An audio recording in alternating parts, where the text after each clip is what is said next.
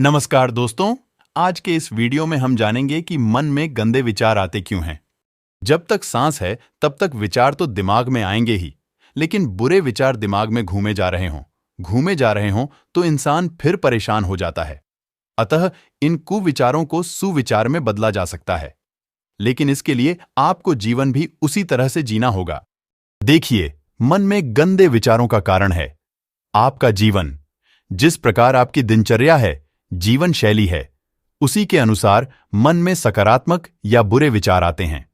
यदि आप अपना अधिकतर समय या खाली समय उन लोगों के साथ बिताते हैं जो दुखी हैं, अपने हालातों से परेशान हैं, जिनके मन में कुछ अच्छा होने की उम्मीद नहीं, यह लोग आपका परिवार हो सकता है, दोस्त, रिश्तेदार या आपके साथी कर्मचारी हो सकते हैं, तो फिर जाहिर है ना, उनकी विचारों को सुनकर आपके मन में भी ऐसे ही विचार आएंगे जो या तो आपको गलत कामों को करने के लिए प्रेरित करेंगे जिससे आपको सुख मिलेगा, या फिर ऐसे ख्याल आएंगे जो डराएंगे। इसलिए जीवन में कुछ अच्छा करना है, अपने दुखों से मुक्ति पानी है और एक बेहतर जीवन जीना है, तो आपको पुराना जीवन बदलना पड़ेगा। ऐसे लोगों की संगत से बाहर निकलना होगा जिनके साथ रहकर जीवन लगातार बदतर हो रहा है।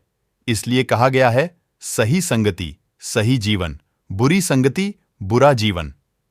तो पहले देखिए आप किस माहौल में कैसे लोगों की संगति कर रहे हैं। इसके बाद स्वयं ही जान जाएंगे बुरे विचार क्यों आ रहे हैं। मन से बुरा विचार कैसे निकालें।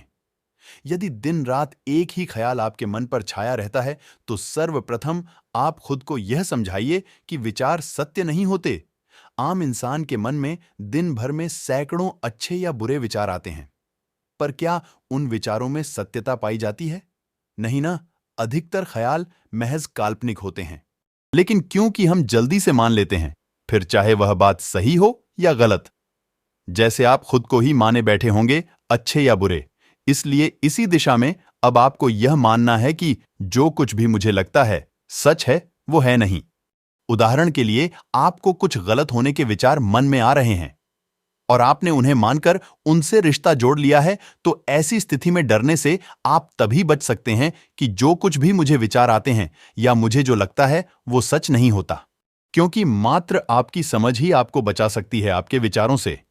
क्योंकि जीवन में वस्तु, व्यक्ति और विचार ये तीनों ही रहेंगे, लेकिन मात्र विवेक यानी आपकी समझ ही आपको यह समझाएगी कि क्या सच है क्या नहीं। मन यदि छोटी बात पकड़कर बैठ जाए तो क्या करे। मन यदि किसी छोटी बात पर उलझा हुआ है तो जाहिर सी बात है, आपके पास जीवन में कोई श्रेष्ठ कार्य करने के लिए नहीं है। आप एक प्रेमहीन उदासी से भरा जीवन गुजार रहे हैं और यही जीवन आपको बड़ी सजा दे रहा है।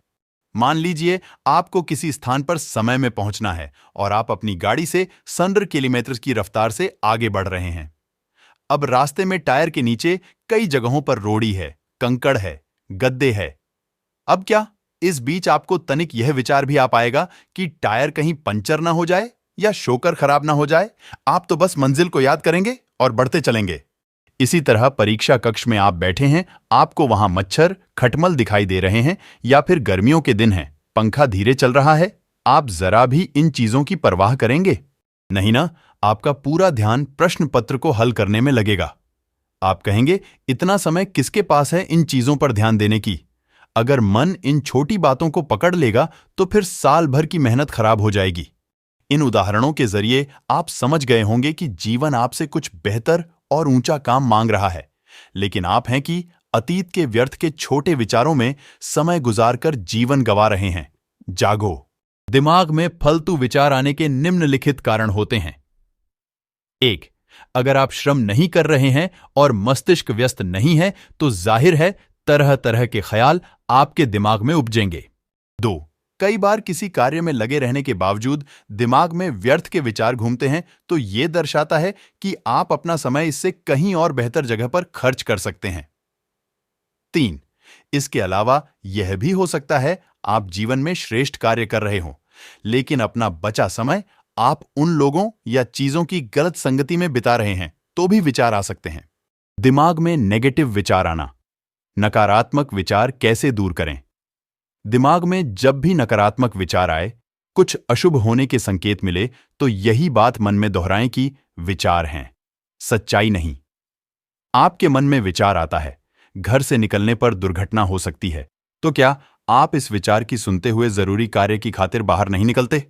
इसी तरह ऐसा कभी नहीं होगा जब आपके दिमाग में विचार शून्य हो जाए।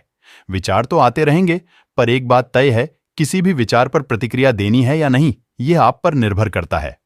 मान लें आपको अपनी नौकरी छीन जाने का विचार आता है। वास्तव में है तो यह सिर्फ एक ख्याल पर। जब आप इस ख्याल के खिलाफ लड़ने लगते हैं, तो फिर आपका बहुत सारा समय उसी विचार में उलझने में लग जाता है। पर अपने ही विचार से विद्रोह करने पर अंत में आपको कोई फायदा मिलता है? नहीं ना? तो जब भी कुछ बुरा होने के विचार आने लगे, तो कहना मुझे फर्क नहीं पड़ता। विचार अच्छे आ रहे हैं या नहीं, मैं वही करूंगा जो सही है। बस इस तरह आप विचारों के बीच रहकर भी विचारों से अनछुए रह सकते हैं।